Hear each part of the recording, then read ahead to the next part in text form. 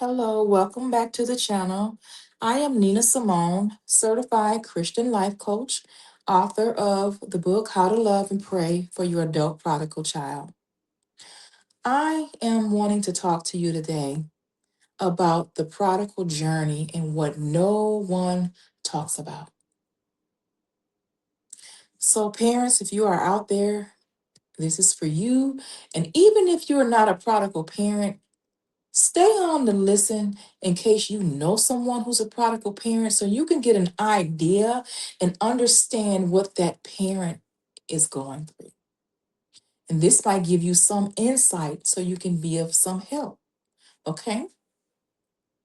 So, yeah, there's a part of this prodigal journey that most parents never talk about or seldomly talk about.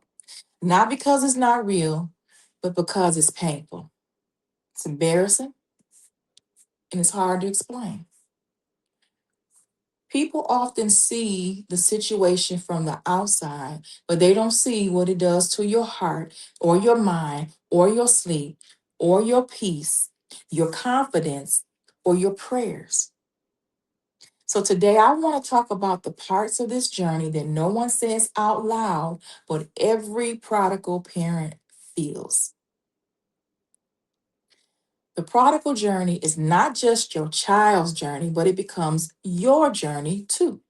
And here are some of the pieces that most parents never admit. Trust me, I know, because I am also talking about me, what it used to be. No one talks about how personal it can get. Even though your child is the one making the choices, it still hits you like a personal failure, like it's your fault. You know, you replay the memories, you question your parenting, you wonder what you could have done different. You carrying a weight that you were never meant to carry, but their choices feel like they reflect somehow your worth as a parent, but they don't. We have to remember that our adult children have free will. Their decisions do not define our identity as a parent or a person. And God does not blame you. No one talks about the fear that you fight quietly. You smile in public, but at night and behind closed doors, you lie awake, imagining every possibility, whether it's good or bad. You worry about their safety, the mental health, the relationships, their decisions, their next steps, their soul. And you try not to be a controlling parent, but you also can't turn off the fear either. No one talks about the guilt and the shame that tries to creep in either. Other parents don't go through this. This is this is significant for the prodigal parent journey. Others seem to see your child's choices as your mistakes. You could have done better. But the devil and shame is a lie. Okay? It's not your voice, it's the enemy's. God is not ashamed of you. He's not embarrassed by your child, and he does not blame you. Okay? Grace tells you to lift your head, but shame is telling you and convincing you to hide. But I encourage you to choose grace today. Okay? No one talks about the loneliness. How many of you know that you can be surrounded by people and still feel completely alone? Not many people understand the ache in your heart.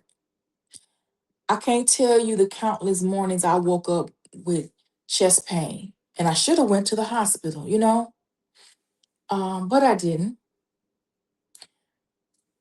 They don't understand the weight on your shoulders, the confusion in your heart, you know. And you can't tell everyone what's happening because you don't want to expose your child. You don't want the pity.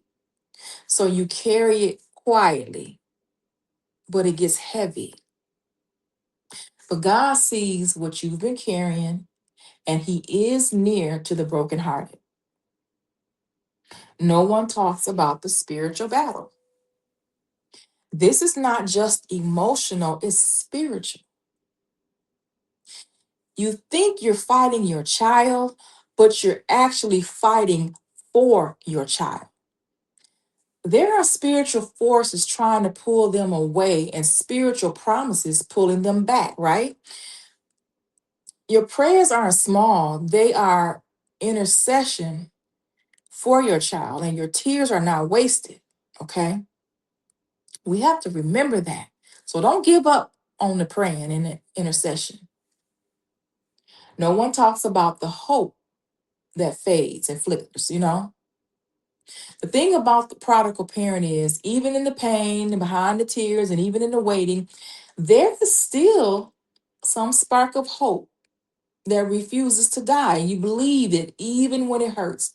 You hope even when it seems distant, and you pray even when you feel empty and like nothing is working. Okay? And that hope and that faith and that love is stronger than any rebellion your child can ever do. So, parents, here are some things you can do to hold on when the journey just feels overwhelming. One of the things you got to do is remember that God is working behind the scenes, even when it doesn't look like it, even when it still seems stagnant. God is not. He's moving, He's working. We also have to remind ourselves that our child is not out of God's reach. No one is too far for God's hands and His reach. Nobody. We have to remind ourselves the story is not over. Remember Luke 15 ends with the prodigal son returning? And this can be your child's story too. We have to remember that we do not have to have it together. We do not have to hold everything together. God never asked you to be their savior, only the intercessor. We also have to remember we are not a failure. You are a faithful parent going through a hard season, and God sees every tear and He hears every prayer. Okay? There are chapters that our eyes can't see yet. Okay? It's breakthroughs forming behind the scenes. There are prayers that's being answered in ways we don't even recognize.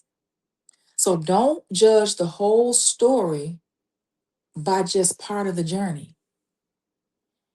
God specializes in resurrection, in restoration, in redirection, and in return. This prodigal journey is hard, but it is not hopeless. And you're stronger than you think. Your prayers are louder and more powerful than you realize. And your child is closer to coming home and back to God than it looks. The best chapters are still ahead and yet to be written. So when this journey is feeling overwhelming and your heart is heavy, that is when you need to return to God, your Father. And actually, we should never leave to have to return. Okay? So when what you see is discouraging you, remember this is not the full story, and God is still writing. Okay? So trust the journey and the ending and the story to God, who is the only one that can do something about it.